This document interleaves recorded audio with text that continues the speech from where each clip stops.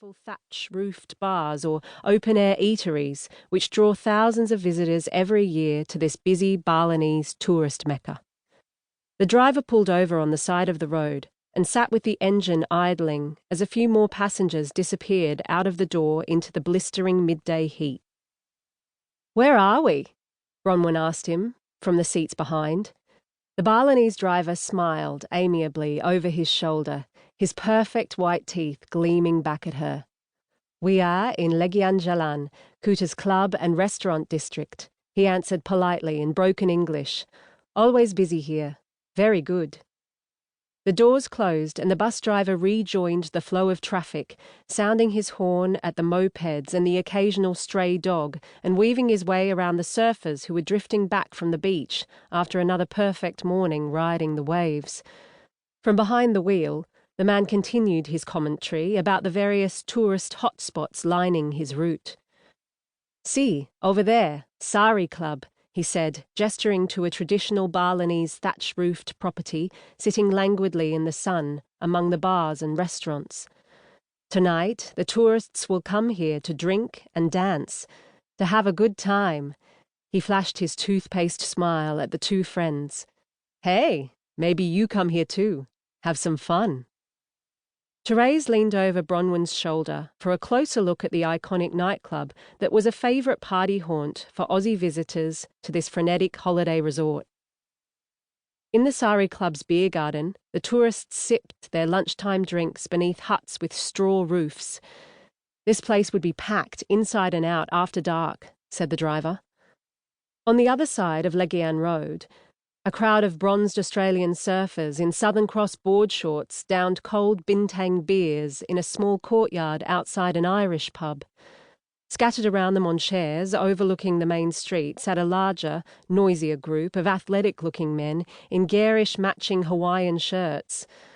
Therese suspected they probably belonged to one of the Australian rules football teams, whose players had descended on the bustling party resort for their annual end-of-season celebrations.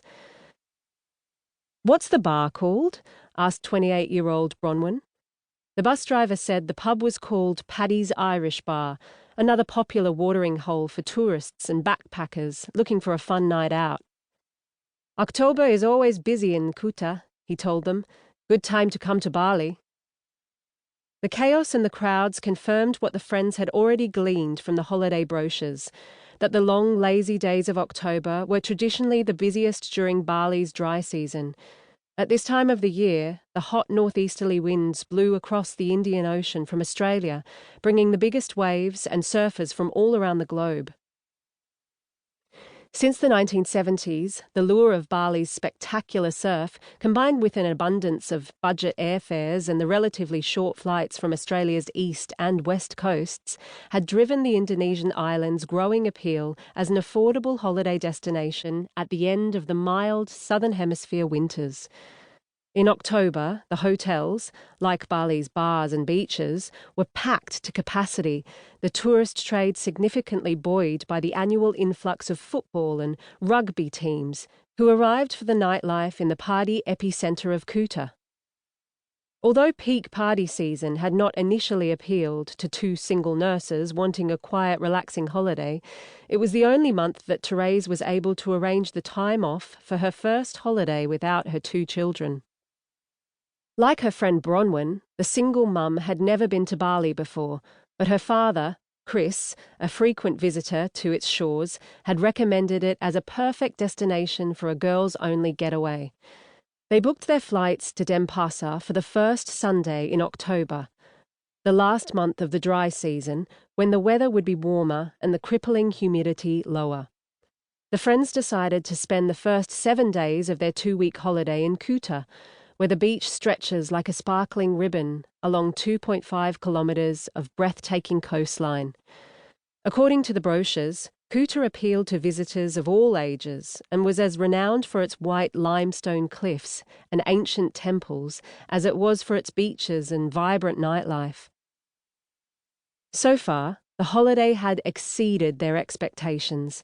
This picture postcard paradise straddling the equator was perfect for all the things they wanted to do, from the cultural sightseeing tours to the bargain shopping.